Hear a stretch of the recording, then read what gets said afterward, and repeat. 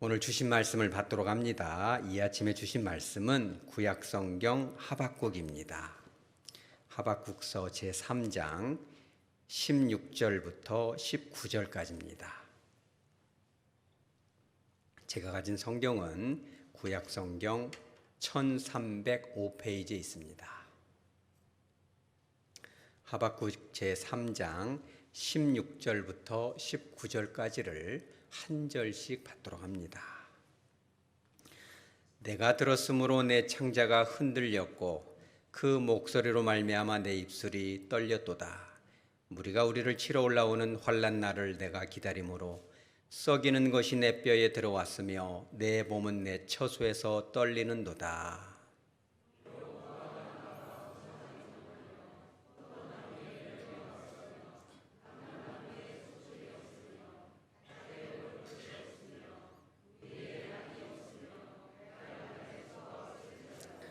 나는 여호와로 말미암아 즐거워하며 나의 구원의 하나님으로 말미암아 기뻐하리로다. 주 여호와는 나의 힘이시라. 나의 발을 사슴과 같게 하사 나를 나의 높은 곳으로 다니게 하시리로다. 이 노래는 지휘하는 사람을 위하여 내 수금에 맞춘 것이니라. 아멘. 잠깐 기도합니다. 거룩하신 하나님, 이 귀한 말씀을 가지고 단위에 섰사오니 성령 하나님께서 함께하여 주셔서 하나님의 뜻과 계획을 실수 없이 바르게 전할 수 있도록 역사하여 주시옵소서. 말씀을 받는 우리들의 마음이 온유하고 겸손하여져서 강하고 사납고 강팍한 것들의 말씀을 들을 때 물러가게 하여 주시고 심령과 가정마다 주의 은혜가, 주님의 사랑이 풍성하게 부어지는 축복의 시간 되게 하여 주시옵소서. 거룩하신 예수님의 이름으로 기도합니다. 아멘. 구약 성경에 보면 볼륨이 많은 대선지서들도 있지만 예언의 분량이 적은 소선지서들이 있습니다. 소선지서라 함은 선지자의 키가 작거나 용량이 작거나 이래서 소가 아니고 이 볼륨이 적은 것입니다. 볼륨이 적다고 해서 전달되는 메시지가 가볍냐? 결코 그렇지가 않습니다. 오늘 하박국 선지서가 주는 이 메시지는 아주 강렬합니다. 특별합니다. 그 이유가 뭐냐면 대부분의 예언서 선지서는 하나님이 주도적으로 선지자를 통해서 하나님의 음성을 백성들에게 전하고 있는 것이죠. 그런데 이 하박국만큼은 참 특이합니다. 왜 그러냐면 이 예언의 통로가 하나님으로부터 주도적으로 온 것이 아니고 먼저 하박국이 하나님 앞에 묻는 것입니다. 뭐라고 묻냐면 이 하박국 한번 보여주세요. 1장 2절부터 4절까지 보면 그런 말씀입니다. 2절에 보면 여호와여 내가 부르짖어도 주께서 듣지 아니하시니 어느 때까지니까 그랬어요. 하박국 마음속에 엄청나게 답답한 뭐가 있습니다. 근데 그게 뭐냐면 3절에 이렇게 나옵니다. 어찌하여 내가 죄악을 보게 하십니까? 그렇죠? 겁탈과 강포가 내 앞에 있나이다.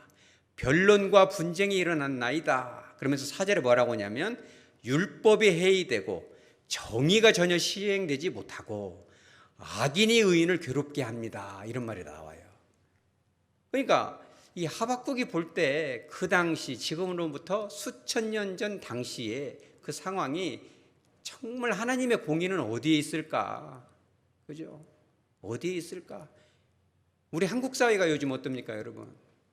기도하는 분들은 다 아실 겁니다. 불과 20, 30년만 해도 스승의 그림자는 어떻게 알아? 밟아버려라?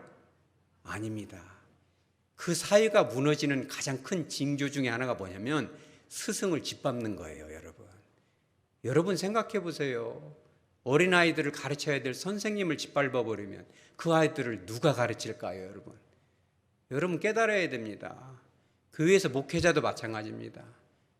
실수가 있겠죠. 허물이 있을 것입니다. 목회자는 하나님이 아닙니다. 선생님도 하나님이 아닙니다. 실수가 있겠죠. 그러나 그 작은 거 하나 갖고 짓밟아버린다면 성도들은 누가 가르칠까요? 학생들은 누가 사랑으로 품을까요? 그죠? 그러나 요즘 사회 돌아가는 걸 보면 너무너무 마음이 안 좋아요. 아이들을 품고 사랑하고, 그렇죠? 스승의 그림자도 밟지 마라. 과장법이겠죠. 그러나 스승이 없는 사회는 어떻게 흘러갈 거예요, 여러분? 그렇죠? 학생의 인권도 중요합니다. 그러나 선생님에 대한 존중, 교권도 있어야 되죠. 우리나라가 지금 어디로 가는지 모르겠습니다. 여러분 관심을 가지시기 바랍니다. 어제 초등학교 선생님들, 학교 선생님들, 교수님들이 한 3만 명이 모여서 서울의 광장에서 부르짖는데 여러분 관심을 가지시기 바랍니다. 그분들이 그 교단을 떠난다면 우리 사회는 어떻게 될까요? 그렇죠? 오늘 하박국이 그렇게 외치고 있는 거예요. 정의가 과연 어디에 있습니까? 그렇죠? 착하고 순수하고 따뜻한 사람들은 짓밟혀서 생명을 내 스스로도 지킬 수 없는 이 사회. 여러분 요즘 우리를 누가 지켜줄까요, 여러분? 주님이 여러분을 지켜주시기 바랍니다. 경찰이 지켜줄까요?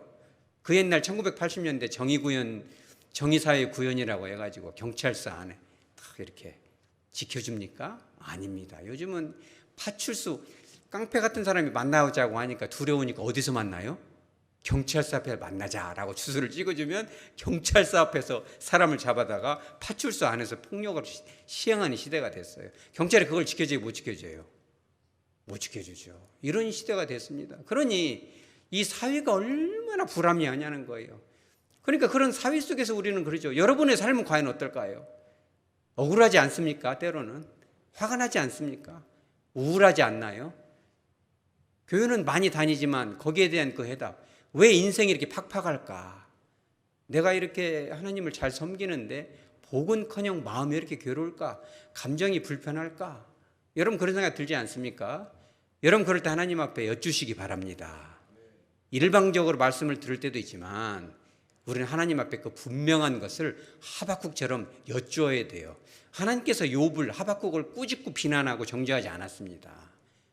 하박국이 참 괴로웠던 게 뭐냐면 남유다 역사상 가장 위대한 왕들이 있어요. 아사왕이나 히스기야 같은 왕. 근데 마지막으로 가장 최고의 종교 개혁을 일으켰던 왕이 누구예요? 요시야 왕입니다.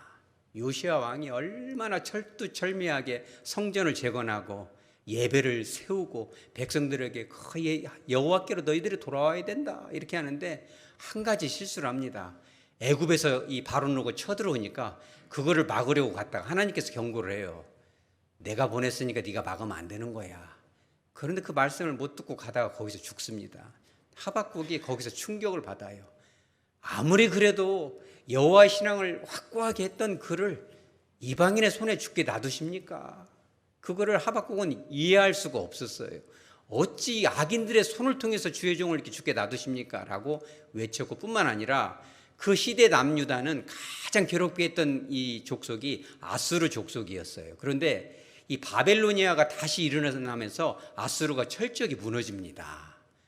그러니까는 요시야가 여호와를 잘 믿어야 돼, 똑바로 믿어야 돼 이렇게 선포를 하던 사람이 시어머니같이 귀찮은 사람이 없어지고 죽고 나니까 남유다는 난리가 납니다. 여호와를 떠나기 시작하고 제 멋대로 살기 시작합니다. 공의가 무너져요. 근데 하박국이 물어보고 있어요. 여호와여, 공의가 어디 있습니까? 요시야가 죽고 나니까 그 다음 왕인 여호와하스나 여호야김 같은 사람은 여호와를 알지 못하는 왕이었어요. 이런 걸 보면서 언제까지 이 한국 교회를, 언제까지 우리를 내버려 두실 겁니까? 하나님께서 지켜줘야 되지 않습니까? 라고 외치고 있는 거예요. 그때 여호와께서 말씀하시죠. 우리 하박국 2장 4절 한번 보죠. 다 같이 한번 읽어볼까요? 보라, 그의 마음은 교만하며 그 속에서 정직하지 못하나 의인은 그의 믿음으로 말미암아 살리라. 아멘. 그렇죠? 하나님의 말씀을 멸시하고, 그렇죠? 정의를 무시하고, 그렇죠? 자유가 방종이 된 시대에 힘들고 어렵고 괴롭겠지만 그럼에도 불구하고 하나님이 때가 되면 그들을 철두철미하게 심판하실 것이다. 그러나 이런 정의가 속히 구현되지 않는 이유는 뭘까요? 여호와께서 말씀하시죠. 회개할 수 있는 마지막 기회를 주시는 거예요. 남유다에게 회개할 수 있는 마지막 기회를 준 거란다. 네가 그렇게 생각하지 않아도 잠시 후면 바벨로니아가 어마어마한 심판할 것이다. 이 바벨론 사람들은 1장 6절 7절에 보면 하나님께서 뭐라고 하냐면 사납고 성급한 백성이다 그랬어요. 보통 사람들이 아니죠. 철저한 심판을 가져올 것이다. 네가 그런 마음을 품을 것이 없다. 이와 같이 불합리한 시대에 네가 품어야 될 것은 단 하나다. 그게 뭐예요? 4절에 의인은 무엇으로? 믿음으로 살아야 된다. 여러분 좀 억울할 때 없나요? 살다 보면 왜 내가 이런 소리를 들어야 되지? 내가 왜 이런 그 대우를 받아야 되지? 이렇지 않나요? 그죠? 우리가 천국에 가지 않는 이상은 불합리한 점이 많을 겁니다. 이해가 안 될 거예요. 데모라도 하고 싶겠죠. 그죠? 깃발을 들고 나가고 싶을 겁니다. 그러나 그런 방법들도 해야 되겠지만 가장 근본적인 건 뭐냐면 믿음으로 살아가는 거예요. 하나님이 이 모든 것을 다 보고 계시고 억울한 나의 마음을 분명하게 보듬어 주실 거라는 그런 믿음을, 하나님을 신뢰하시기 바랍니다. 우리가 하나님을 신뢰한 만큼, 하나님을 믿는 만큼 역사가 일어나는 거예요. 그러니까 이 하박국이 그 하나님의 뜻, 왜 이런 불합리함이 이렇게 방치되는 듯이 보이는지, 하나님의 인내와 오래 참으심이 무엇인지, 결국은 우리가 서두르지 않아도 하나님의 공의는 심판을 통해서 이루어질 거라는 사실을 분명히 깨달아요. 그런데 더 중요한 건 뭔지 아세요, 여러분? 선지서의 핵심이 뭡니까, 여러분? 선지서를 설교할 때 우리가 가장 그렇죠? 키워드로 봐야 될 게 뭡니까? 우리 따라서 하죠. 하나님의 사랑. 여러분 그걸 잊으면 안 돼요. 요한계시록도 하나님의 사랑, 선지서도 하나님의 사랑. 심판과 책망에 우리가 포커스를 두면 안 돼요. 그죠? 바벨론에 의해서 철저히 무너지지만 하나님은 그걸 통해서 정말 연금같이 연단시키죠. 정금같이 연단시킨 후에 너희를 거룩한 백성으로 삼으실 거야. 너희를 정말 사랑하기 때문에 너희를 혼을 내는 거야. 혼을 내는 것이 방점이 아니야. 너희들이 무슨 하나님의 나라를 이루고 하나님 나라를 확장시키는 게 아니야. 나의 사랑 안에 있을 때 너희들이 힘이 생기는 거야. 여러분 하나님의 사랑을 확신하고 맛보시기 바랍니다. 하나님의 사랑이 일상의 삶 가운데요, 맛보아지고 경험되어지고 손으로 잡혀야 돼요. 여러분 교회를 수십 년 다니는 뭐합니까? 하나님의 사랑이 체득이 되지 않는다면, 눈에 보이지 않는 그 하나님의 사랑이 잡힐 것 같이 일상의 삶 가운데, 그렇죠? 하나님의 그 사랑이 내 안에 있구나, 하나님의 임재가 있구나, 이런 것이 확신이 돼야 되죠. 하박국은 그걸 확신합니다. 그러면서 하박국 3장 1절에 이렇게 말하죠. 시기 온옷에 맞춘 선지자 하박국의 기도라 해놓고 3장을 쭉 기록을 합니다. 이 시기 온옷이라는 것이 뭐냐면 아주 경쾌한 리듬의 음악에 맞춰서 하나님을 찬양하는 기도를 만들었다는 거예요. 하박국은요 답을 얻었어요. 이렇게 불합리하지만 하나님의 이 수레바퀴, 역사의 수레바퀴는 내가 볼 때는 답답해도 반드시 정의는 구현된다. 억울한 것은 반드시 풀어진다. 천국에 가서도 풀어지지만 이 땅에서도 나의 눈물은 반드시 하나님께서 닦아주실 것이라는 노래가 바로 이거예요. 슬프게 부르는 노래가 아니라 시기온옷은 뭐냐면 아주 힘차게, 그죠? 여러분 찬양을 부를 때도 잔잔한 이 단조의 음악도 때로는 부르지만 그런 것만 부르면 우리가 좀 우울해집니다. 때로는 박수를 치면서 하나님을 신뢰하고, 그렇죠? 솔직히 박수 칠 만한 일이 없을지도 모르겠습니다. 몸이 아프고 물질이 부족하고 속이 상하고 애매한 말을 듣고 기분이 나쁘고 불편하겠죠. 그래도 박수를 치면서 하나님을 신뢰하는 거예요. 하나님이 다 알고 계시다는 사실을. 자, 그렇다면 하박국이 확신했던 것이 뭔지 한번 보시지요. 3장 16절에 있습니다. 3장 16절에 보면 이렇게 나옵니다. 내가 들었으므로 내 창자가 흔들렸고 그 목소리로 말미암아 내 입술이 떨렸도다. 내가 들었고 그 목소리를, 누구의 목소리입니까? 여호와의 목소리예요. 근데 무슨 목소리? 이 목소리의 이 내용은 뭐냐면 너희들 이제는 안 되겠구나. 그렇게 말로 해서 그러지 말라고 말을 했지만 이 하박국 3장 16절에 이제는 안 되겠다. 바벨론에 의해서 정말 이제 한 번 정도는 혼이 나야 그래야 깨닫겠다라는 그런 하나님의 심판이죠. 그걸 듣고 나니까 이 하박국의 마음이 어때요? 내 창자가 흔들렸다. 이게 고대 이스라엘 사람들은 그 마음이 어디 있냐고 하면 심장에도 있지만 창자에 있다고 그래요. 창자에 있다. 창자가 끊어진다. 창자가 흔들린다는 건 뭐냐면 그 사람 자체가 이렇게 살 의욕이 없을 정도로 이 전율에 휩싸인다라는 그런 뜻이에요. 뿐만 아니라 그 목소리로 말미암아 내 입술이 어땠다? 떨렸도다. 입술이 떨린 이유는 뭘까요? 선지자로서. 그렇죠. 이제는 더 이상은 안 돼서 하나님의 심판이 다가오고 바벨로니아의 그 이 기병들, 마병들 말발굽 소리, 그죠? 지축을 흔드는 그 말발굽 소리가 이렇게 들리니까 어때요? 아직은 일어나지 않았지만 선견자, 선지자, 선견자 같은 말이잖아요. 미리 내다보잖아요. 그걸 영적으로 환상 가운데 보니까 너무너무 두려운 거예요. 그거를 설교를 하려니까 너무 두려운 거예요. 여러분, 목사님을 위해서 기도해 주시기 바랍니다. 목사님을 위해서 여러분 기도 많이 해야 됩니다. 너무너무 중요해요. 왜 그러냐면 이 선견자 항상 그러진 않습니다. 이 목사도 설교하다 보면 실수도 하고 그럽니다. 저도 담임 목사지만 설교하면서 일주일 내내 피드백을 하고 왜 그런 말을 했을까? 그런 소리를 안 했어야 되는데 자책도 많이 하고 괴로워하고 이게 되게 영적 전쟁이에요. 때로는 하나님의 전하고 싶지 않지만 하나님의 음성이 들리면 입술이 덜덜 떨리고 마음이 떨리고 이걸 어떻게 전하지? 이 기분 나쁘게 잘해야 되는데 하다 보면 실수도 하고 그럽니다. 그러나 요는 뭐냐면 하나님의 말씀이 정말 바르게 전해질 수 있도록 여러분들이 기도해 주시기 바랍니다. 때로는 설교 듣다 보면 좀 거슬리는 부분도 있겠죠. 어찌 안 그러겠어요, 사람인지라. 그러나 그 이 문자적인 걸 보지 마시고 왜 저런 의도가 나왔을까? 여러분 주목하시기 바랍니다. 그죠? 선지자가 아닌 담임 목사님 저도 그러는데 하박국은 오죽했겠어요. 이 심판을 전하려니까 입술이 덜덜 떨리는 거죠. 그러죠? 여러분, 저와 여러분은 전쟁을 치러보지 않았지만 몇 주 전에 우리 설교했잖아요. 이 소련제 T-34 전차가 넘어올 때 저는 그 영화관에서 그런 걸 좀 느꼈어요. 전쟁 영화를 제가 좋아하는데 이 탱크가 지나가는 이 장면이 오면은 요즘은 이 음향 장치가 잘 돼 있어 가지고 탱크가 드릉드릉 지나가면요 이 소리 때문에 의자가 덜덜덜 떨려요. 어제 장수에서 이렇게 4.3도, 4.5도 이게 나니까 군대 간 아들이 문자가 왔어요. 아빠 괜찮아요? 막 흔들리고 그래요. 그러니까 이 영화만 봐도요 탱크가 지나가면 덜덜덜 떨려요 이게. 그러면 이 실제적으로 탱크가 다가오는 이 T-34가 올 때 국군들의 마음은 어땠을까요? 땅이 흔들릴 때 얼마나 정말. 그러니까 이 하박국이 느낀 건 그거예요. 바벨로니아의 그 말발굽 소리가 막 지축을 흔들 때 얼마나 두려웠겠어요.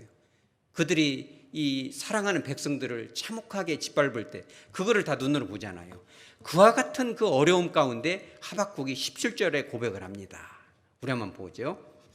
비록 무화과 나무가 무성하지 못하며 포도나무에 열매가 없으며 감람나무에 소출이 없으며 밭에 먹을 것이 없고 우리에는 양이 없고 외양간에는 소가 없다. 여러분, 이 무화과 나무하고 포도나무, 감람나무 세 가지는 고대 이스라엘의 가장 흔한 나무이기도 하고 열매를 따서 먹는 유실수 중에 가장 핵심적인 나무가 세 가지예요. 이 세 가지는 먹기도 하고 마시기도 합니다. 왜냐하면 팔레스타인 지역은 물이 좋지 않기 때문에 먹을 수가 없어요. 이 석회 덩어리가 있어가지고 그걸 마셔버리면 창자에 병이 생깁니다. 여러분들이 거기 이제 성지순례 같은 데 가거나 그러면 청소하지 않으면요 이 수채꾼역, 이 하수구에 이 석회가 쌓여서 걷어내야 돼. 그걸 먹으면 안 됩니다. 그렇기 때문에 물이 귀하죠. 이 포도나무는 음료기도 해요. 그러니까 무화과나무, 포도나무, 감람나무가 없다는 것은 먹을 것도 마실 것도 아무것도 없다라는 뜻이에요. 그러나 더 중요한 건 뭐냐면 이 포도나무나 감람나무가 뭐에 쓰이냐면 먹고 마시는 것뿐만 아니라 그게 다 뭐에 쓰여요? 제사에 쓰이는 거예요. 예배 드릴 때 쓰이는 겁니다. 여러분 생각해 보세요. 힘들고 어려울 때 여러분 아침에 밥들 먹고 오셨어요? 목사님 저는 아침밥 잘 안 먹어요. 소화가 안 됩니다. 그러겠죠. 요즘 뭐 밥 안 먹습니다. 아침밥. 그런데 솔직히 생각해 보세요. 밥을 먹고 싶은데 쌀이 없으면 어떨까요, 여러분? 그죠? 그럼 라면 끓여 먹었어요. 뭐 그러겠습니까? 예전에 우리 그런 삶을 살았잖아요. 먹고 싶어도 밥을 못 먹고 온다거나 도시락을 싸고 싶어도 쌀이 없어서 못 산다거나 이러면 얼마나 속상할까요? 그죠? 그런 것입니다. 이제 그런 가운데 그것까지는 참습니다. 그런데 교회 나올 때 뭘 가지고 와요, 주로? 헌금을 가져오잖아요. 헌금을 너무 드리고 싶은데 주머니가 텅 비었어요, 지갑이. 지금 그걸 말하는 거예요. 여기서 말하는 감람, 무화과 이런 거는 먹을 것도 없지만 정말 내가 사랑하는 주님께 정말 1,000원짜리 한 장이라도, 예전에는 우리 그랬잖아요. 다리미로 싹 다려가지고, 그죠? 1,000원짜리 한 장이라도 주님께 드리고 싶은데 그게 없잖아요. 얼마나. 그러니까 이게 신앙생활도 안 되고 먹고 살기도 힘들고 팍팍하고 감정도 불편하고 교회를 가고 싶어도 몸이 불편해서 갈 수 없는 그런 상황. 그렇죠? 도저히는 살아볼 수가 없는 그런 상황이죠. 그런 상황 가운데에서 18절에 뭐라고 고백합니까? 나는 여호와로 말미암아 즐거워할 것이다. 나의 구원의 하나님으로 말미암아 기뻐할 것이다. 반복을 하죠. 그렇죠? 근데 방점이 어디 있어요? 구원의 하나님. 이와 같은 어려움이 있을지라도 하나님은 반드시 나를 어떻게 할 것이다? 구원해 주실 것이다. 여러분들 좀 어려움이 있지 않습니까? 살면서 몸에 원치 않는 질병이 올 수도 있고 사업이 안 될 수도 있고, 그죠? 고통 중에 가장 큰 고통이 뭐예요? 인간관계입니다. 인간관계의 그 갈등, 막혀있는 담, 그게 좀 해결되면 좋은데 그게 하기가 진짜 어렵습니다. 그죠? 말을 하다 보면 오해하게 되고 더 실수하게 되고 풀다가 더 못 풀어지고 더 꼬이고 이런 일들이 얼마나 많아요. 그런 고통 가운데 있을 때 모든 구원은 하나님께서 하실 줄 믿으시기 바랍니다. 사람이 풀려다 보면 더 헝클어져 버려요, 이 모든 것들이. 우리가 사람과 사람 사이에서 뭘 풀려고 대화를 많이 나누는 것도 좋습니다. 그러나 그 시간 절반이라도 주님 앞에 나와서 기도하시기 바랍니다. 왜? 우리를 구원해 주는 것은 경찰도 아니고 나의 말도 아니고 하나님께서 우리를 구원하시는 겁니다. 그러니까 이 하박국은요, 그걸 분명히 알았어요. 여호와로 말미암아, 여호와 안에 있어야 기쁨이 있다. 먹을 것이 없고 헌금을 내고 싶어도 물질이 없고, 그죠? 여러분, 헌금을 내고 싶은데 물질이 없어서 부끄러운 적 있었습니까, 여러분? 그런 경험 해봤어요? 저희 교회는 뭐 헌금통 안 돌리는데 혹시라도 누가 헌금통 돌리자고 하면 저는 절대로 그런 것은 안 됩니다 말하죠. 왜 그러냐면 헌금통을 돌리는데 실수로 그럴 수도 있지만 진짜 1,000원짜리 한 장 없어가지고 헌금할 수가 없는 상황에서 헌금통이 내 앞에 딱 멈춰봐요. 그럼 여러분, 내 감정이 어떨까요? 여러분 그런 경험 안 해보셨어요? 제가 예전에 한번 경험을 해본 적이 있는데, 이 부활절 연합 새벽 예배를 한번 남원시 무슨 공원에서 한번 드린 적이 있어요. 그런데 헌금 가져오라고 좀 광고 좀 하지, 광고를 안 하니까 막 자다 일어나서 갔거든요. 그런데 헌금을 돌렸나 봐요. 그래가지고 헌금통을 돌고 딱 내 앞에 멈췄는데 잠깐 한 3초 멈췄거든요. 햇빛이면 저거 잘 아는 사람이 멈춰 있는데 헌금이 없는 거예요, 주머니. 그래가지고 가만히 고개를 숙였는데 안 가고 있더라고요. 여러분 그런 거 경험해봤어요? 여러분 경험 좀 해보시기 바랍니다. 헌금통 돌리지 마시기 바랍니다. 그런 건 하고 싶지도 않고 해서도 안 되고 하면 안 되는 거예요. 왜냐하면 하나님에 대한 헌신은 하나님에 대한 사랑의 그 은혜에 감사해서 하는 것이 헌신이고 헌물인지 믿으시기 바랍니다. 저의 목회가는 바로 그거예요. 한 푼이라도 주님 앞에 정말 감사해서 드리는 거지, 팔을 비틀어서 옆구리를 찔러서 복 받으려면 헌금 내야 되는 거야, 안 가고 서 있고 그러면 되겠어요. 얼마나 정말 창피하고 일평생 겪을 그 수치를 거기서 다 당해버렸어요. 마음으로는 좀 지나갔어요 그러는데 씩 웃고 가는데 너무너무 그 웃음이 기분이 나빠가지고 지금도 잊혀지지가 않는 것입니다. 그죠? 그런 가운데에서, 그런 수치 가운데에서도 기쁨을 주신다는 거예요, 여호와께서. 어디 안에서? 그렇죠, 예수 안에서. 여기서 여호와로 말미암아, 나의 구원의 하나님으로 말미암아에서, 말미암아라는 단어가 이 사실은 영어로는 인이라는 단어예요. 인. 하나님 안에 있으면, 예수 안에 있으면 그런 수치가 물러간다는 거예요. 예수 안에만 있으면 생각지도 못한 기쁨이 너희에게 주어질 것이다. 그런데 이 하박국은 즐거워할 것이다, 기뻐하리로다라는 이 히브리어의 이 문법이 뭐냐면 1인칭 연장형이에요. 여러분 들어봤어요?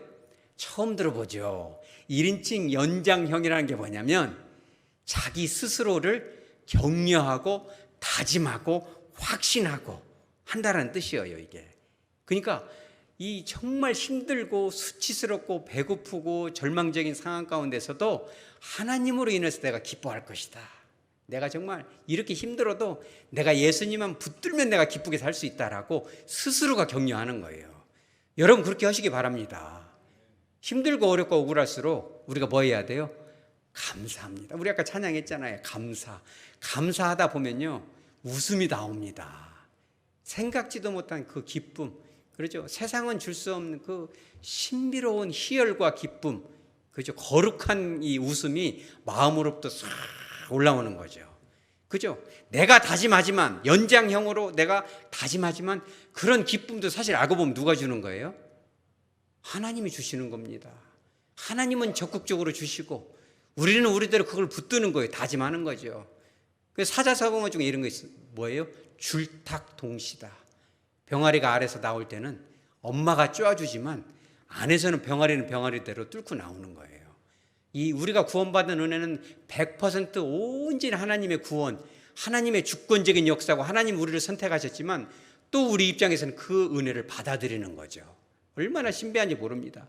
그러면서 19절에 뭐라고 합니까? 주 여호와는 나의 무엇이다? 나의 힘이시다. 히브리어로 이렇게 나옵니다. 예후와 아도나이 헬리. 여러분 세 가지 단어 중에 두 가지는 알죠?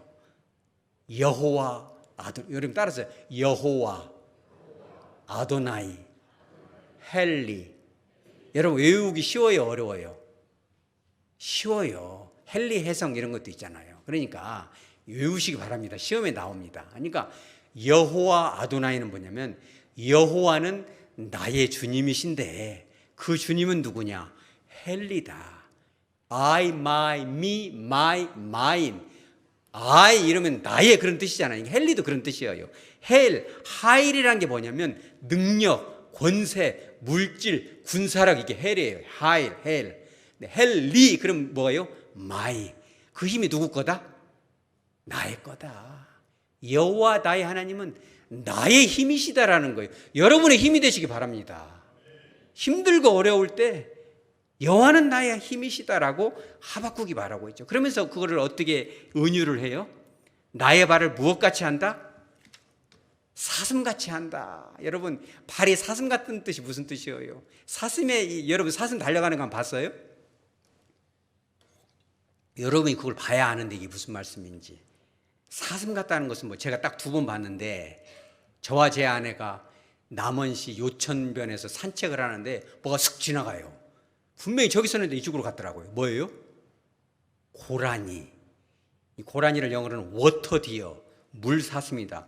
포유강 우제목 사슴과에 속하는 한국과 중국 동부에 분포하는 사슴의 일종인데 얘네들의 속도가 어마어마합니다. 복장노루라고도 하고 복노루라고도 하는데 싹 지나가는 분명히 여기 있었거든요. 여기까지 가버렸어요. 이게 얼마나 빠른지 100m를 진짜 제 느낌으로는 이건 이제 느낌입니다. 개인적인 객관적이지 않습니다. 0.1초인데 분명히 저기서 여기까지 지나가 버려요. 빠릅니까 안 빠릅니까? 발걸음이 가벼워요 무거워요? 가볍다는 겁니다. 이게 이 사슴과 같다는 건 뭐냐면 여러분 속상할 때 우리 발걸음이 어때요? 무거워요. 뭐 어떤 분은 그런 얘기도 하대요. 교회 오는 발걸음이 뭐 같다? 우리 교회는 그렇게 되지 마시기 바랍니다. 사망의 음침한 골짜기로 오는 것 같아요. 교회 올 때. 제가 그 소리 듣고 금식이라도 해야 되겠습니다. 이승현 목사.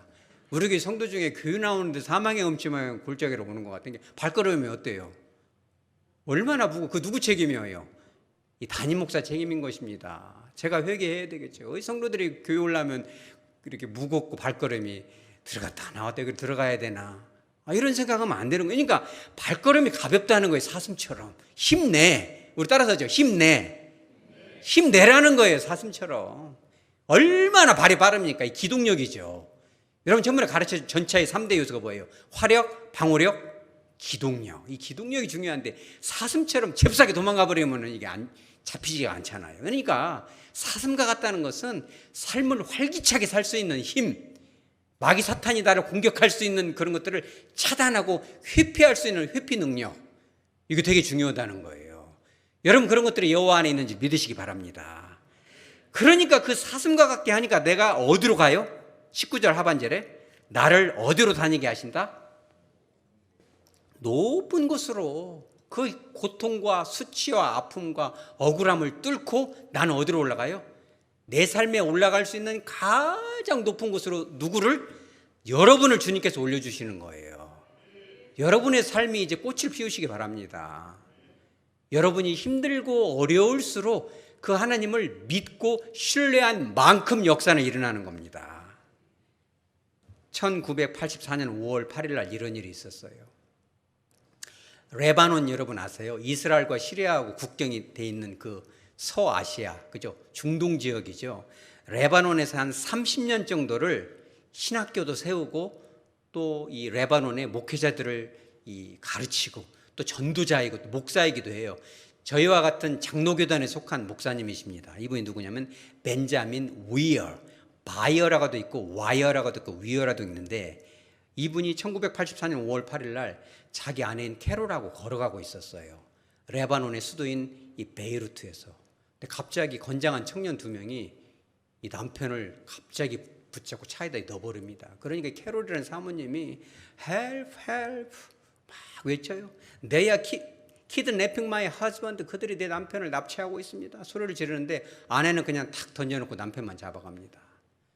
여러분 그 마음이 어떻겠어요? 얼마나 두려웠을까요? 나중에 보니까 이들이 누구냐면 이 헤즈볼라라는 이 레바논의 이 정당인데, 이게 참 희한해요. 헤즈볼라가 왜 희한하냐면 레바논의 이슬람 시아파, 수니파 시아파 있잖아요. 시아파에 속한 종교단체, 군사단체, 사회단체인데 동시에 이 사람들이 테러 단체예요. 근데 레바논에서는 정식 정당, 뭐 민주당, 한나라당 이런 정당으로 인정을 하는데, 대부분의 국가들은 이 헤즈볼라를 테러 단체로 인정을 해요. 그런데 이 북한하고 시리아, 중국, 러시아는 이거를 그냥 정규 단체로 또 인정해요. 이게 참 묘해요, 이 사람들이. 이 사람들이 주장하는 게 뭐냐면 민간인은 우리가 손을 대지 않는다. 이게 그들의 존재의 목적이기도 하고 자부심이기도 한데, 이게 얼마나 지켜지는지는 저도 잘 모르겠어요. 왜냐하면 이 자살 폭탄 테러로 많은 사람들을 죽였거든요. 그래서 서방에서 이들을 테러 단체로 딱 규정을 했어요. 그 헤즈볼라가 이 목사님, 이제 그때는 헤즈볼라인지 몰랐죠. 이 선교사님을 딱 납치를 했는데 쇠사슬로 묶어가지고 눈을 감겨가지고 가는데 얼마나 여러분 두려웠겠어요, 이게. 그죠? 자기 아내가 막 울부짖는 소리를 들으면서 차에 딱 갇혀서 가는데, 이 벤자민 앤 캐롤 와이어 홀스테이지 바운드 홀스테이지 프리라는 책에 보면 해석은 이거예요. 벤자민과 캐롤 와이어, 허스티지란 말이 인질이라는 뜻이거든요. 홀스티지 바운드, 허스티지 프리라는 게 뭐냐면 인질로 잡혔다 풀려났다는 뜻인데, 이게 웨스트민스터 이 출판사에 1987년에 출판이 됐거든요. 그런데 거기 37페이지부터 38페이지 뭐 이런 내용이 나와요. 그 두려운 순간에, 여러분 그런 순간이 오면 하나님의 음성이 들리시기 바랍니다. 여러분 중요한 겁니다. 여러분 인생 살다 보면 막 죽고 싶을 때 여러분 있지 않나요? 목사님 나는 그런 게 없었을까요? 사람은 그런 거예요. 힘들고 어렵고 정말 이렇게 감정에 휩쓸리면요, 생각지도 못한 결정을 해. 바보 같은 짓을 합니다. 그럴 때 하나님의 음성이 들리시기 바랍니다. 하나님의 말씀 여러분들이 붙들어 주시기 바랍니다. 말씀이 딱 생각이 나요. 잠언 3장 5절에서 6절이 딱 떠올라요. 너는 마음을 다해 여호와를 의뢰하고, 요즘 번역으로는 여호와를 신뢰해라. 그죠? 너는 너의 명철을 의지하지 말라. 너는 범사의 그를 인정하라. 그래야면 너의 길을 지도하시리라. 이런 말씀이 딱 생각이 나요. 제가 그대로 읽어드릴게요, 번역해서. 오 주님, 제가 여기 있습니다. 주님은 제가 어디에 있는지, 저는 눈을 가려서 모르지만 주님은 제가 어디 있는지 다 아시지 않습니까?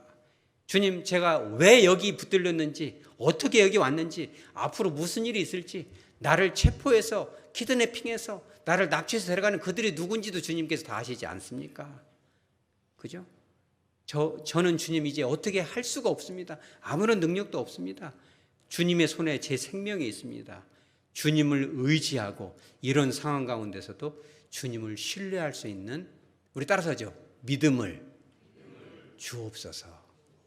이렇게 기도를 해요. 여러분 꼭 그렇게 기도하시기 바랍니다. 힘들고 어려울 때.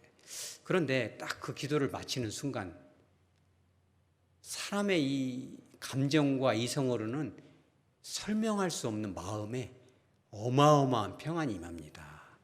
여러분 그런 평안과 기쁨을 맛보시기 바랍니다.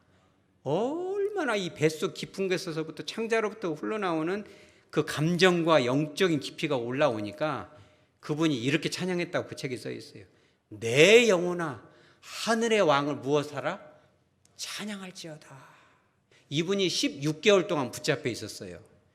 창문에 이 전등을 다 떼어버리고 창문은 커튼으로 안막을 쳐버리고 불도 안 들어오는 데서 수갑 채워서 주로 있는데 하나님의 말씀에 사로잡히니까 기자들이 나중에 물어봤어요. 당신 우울하지 않았어요? 죽고 싶지 않았어요? 아니요. No. 절대 그러지 않았습니다. 어느 날은 채소 반찬이 나오면은 하나님 채소 반찬을 주셨어요. 너무너무 먹고 싶었는데 막 찬양을 합니다. 어느 날은 추워가지고 덜덜 떨 때 담요를 두고 갖다 줘요. 그러면은 그 담요를 덮고 막 울어요. 주님, 이 담요를 주셨네요. 화장실에서 일을 보고 있으면 테러리스트가 그거를 증언을 했어요. 의자를 딱 놔주니까 의자를 밟고 창문 커튼을 열고 빛이 들어오니까 막 찬양을 해요. 그러니까 꼴 보기 싫으니까 의자를 또 치우기도 했습니다. 어느 날은 이렇게 딱 천장을 보니까 이 소켓이라고 하잖아요. 소켓하고 전구다마를 다 떼어가 버리고 전선줄 3개만 달롱달롱 있어요, 이게. 근데 여기서 아까 우리가 그러잖아요. 여호와로 말미암아, 나의 구원의 하나님으로 말미암아. 하나님의 임재가 얼마나 강력했냐면은 이 전깃줄 같은 이 세 줄이 뭐처럼 보였어요? 자기가 보았던 그 시스타나 이 성당 벽에 있던 아담을 창조했던 아담의 창조, 여호와 하나님께서 아담에게 손을 내밀어서 생명을 전달한 그 손처럼 느껴졌어요. 어마어마한 은혜를 경험합니다. 그러면서 그거를 자기가 느껴요. 그죠? 너는 살아있어. 내가 너를 구원할 거야. 너를 반드시 나가게 할 거야. 내 손이 너를 붙들 거야. 16개월 만에, 물론 이제 거기에 대한 비화도 있지만은 미국과 협상이 들어갑니다. 그래서 탱크 잡는 무기를 좀 주고 목사님이 풀려납니다. 그리고 나서 이 장로교단에서 미국에서 가장 높은 자리까지 올라가고 2016년에 그분이 이제 돌아가셨는데 정말 많은 일들을 하고 지금으로부터 30년 사이에 중동 지역에서 평화와 복음을 가장 강력하게 전했던 사람이 바로 이분으로 인정이 돼요. 근데 더 놀라운 건 뭐냐면 그 안에서 누가 전도가 돼요? 테러범 하나가 그걸 다 봐요. 16개월 동안 봅니다. 그걸 고백을 해요. 저렇게 이슬람 교도가 볼 때 저 사람이 믿는 여호와는 누굴까? 여러분들의 삶을 통해서 그런 열매가 있으시기 바랍니다. 다른 건 몰라도 아무개 집사, 아무개 권사, 아무개 성도가 믿는 하나님이라면 내가 한번 믿어보겠어. 그 테러리스트가 목숨을 걸고 예수를 영접합니다. 이런 힘든 가운데 전선줄을 보고 울고 있는 그를 보면서 뭘 느꼈을까요? 저거 미친 거 아니야? 미친 거 아닙니다. 여러분 미쳐도 주님께 미치시기 바랍니다. 그러면요 반드시 주님의 구원은 오는 거예요. 그건 누구의 구원이에요? 우리의 구원도 되지만 바로 여러분의 구원이고 나의 구원입니다. 지금은 억울하고 수치스럽고 이해가 갈 수 없지만 불합리한 투성이지만 어느 순간에는 여러분을 아주 높은 곳에 올려놓을 거예요. 모든 사람들이 다 보고할 수 있을 정도로 여러분들을 높여주실 겁니다. 자, 말씀을 정리하도록 합니다. 어쩌면 하박국이 살고 있는 시대가 저와 여러분이 살고 있는 시대인지도 모르겠습니다. 3만 명이 넘는 그 교사들, 선생님들이 오죽했으면 거길 갔을까요? 저도 마음 같으면 거길 가고 싶어요. 선생님들 힘내세요. 선생님들이 무너지면 우리 아이들은 누가 가르칠까요? 선생님들이 무너지면 우리 아이들을 누가 품어줄까요? 그렇죠. 그런 아이들을 가르치려고 품고 안고 그런데 어떤 부모는 그런다대요. 가방에다가 막 녹음기 해가지고 다 녹음해서 막 고발하고. 선생님들은 그러면 어떻게 자부심을 갖고 가르칠까요? 이런 불합리한 시대가 됐잖아요. 우리 교회 안에도 선생님들이 참 많은데 남일 같지가 않습니다. 이런 불합리한 속에서 우리가 어떻게 해야 될까요? 주님을 바라보시기 바랍니다. 우리가 할 것은 사회적으로 싸우고 데모해서 변화해야 되는 거 아니에요. 정말 우리가 주님의 편에 서서 정말 통곡하고 이럴 때 금식하는 거예요. 우리 한국 사회를 주님 어떻게 하실 겁니까? 영적인 권위가 무너지는데 어떻게 지키실 겁니까? 기도하시기 바랍니다. 그럼 우리의 구원, 나의 구원이 주님께로 오는 거예요.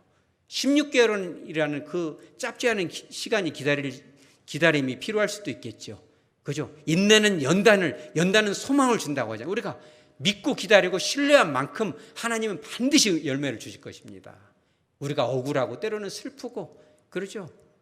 힘이 없고 저벅저벅 주저앉고 싶지만 하나님께서 여러분의 발걸음을 사슴처럼 가볍게 해주실 것입니다. 지금 당장 해결된 것은 아무것도 없을 수도 있죠. 그러나 믿음으로 선견적으로 바라보시기 바랍니다.